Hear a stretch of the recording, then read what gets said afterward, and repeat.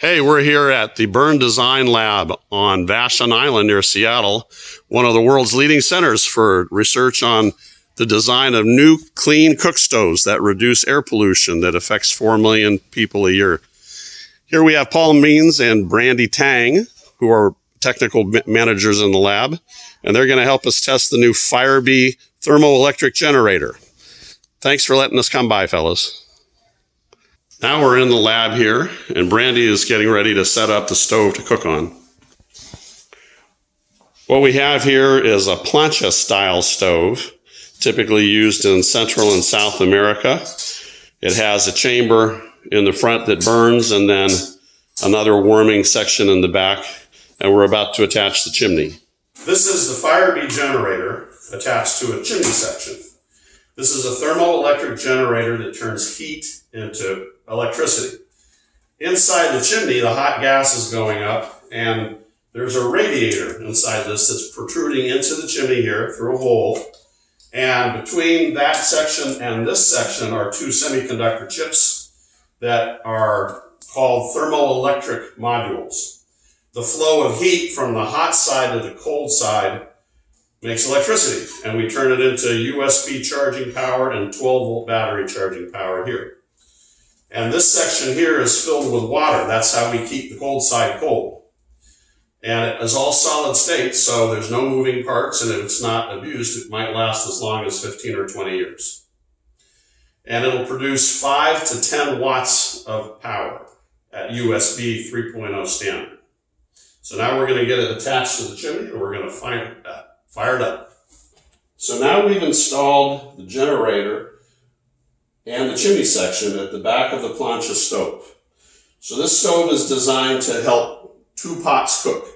One to be a boiling pot or a griddle, and the other one to stay warm. So there are two things. So the fire is made in this pot here.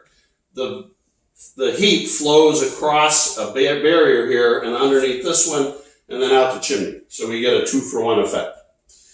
So we're going to build a fire in it, but we're also going to do something very unusual. I have a new product here that was launched only in November in the world, November 2019, and it's now February. This is the Jet-Flame USB fire blower. This is designed to sit inside a firebox, and running off of a USB battery, it blows air through 30 little holes that come up underneath. And it's just like blowing on a fire. It makes the fire burn hotter and more efficiently with less smoke. So it saves fuel and it really reduces smoke in anywhere. So we're going to try this first without this blowing, and then we're going to turn it on and see if it makes any difference to the performance of the generator. Our hypothesis is that it will, because it's going to make it hotter, and therefore we'll get more heat into the chimney and we'll make more power. So we're going to put this in here like that, and then Brandy's going to build us a fire on top of it. The thermoelectric generator has to have two sides, one that's hot and one that's cold to make power.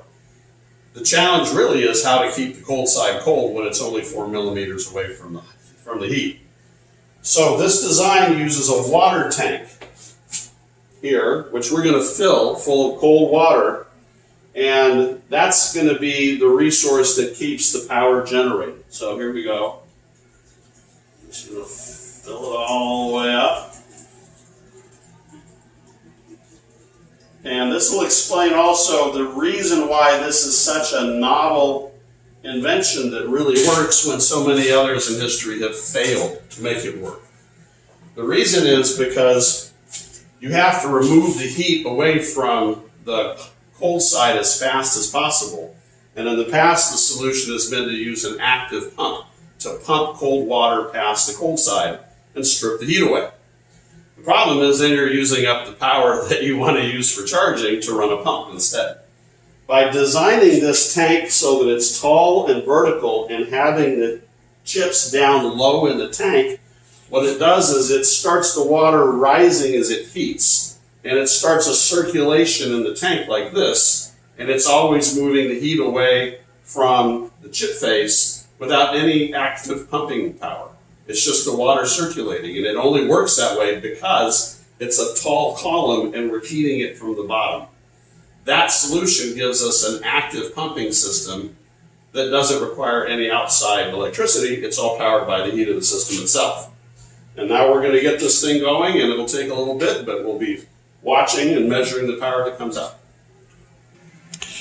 So we've put water in the 2 pots to have a realistic test because, of course, the cold water absorbs a lot of the heat from the fire, which means that that heat doesn't go up the chimney, and that'll affect the performance of the system. So this is being as realistic as we can make it.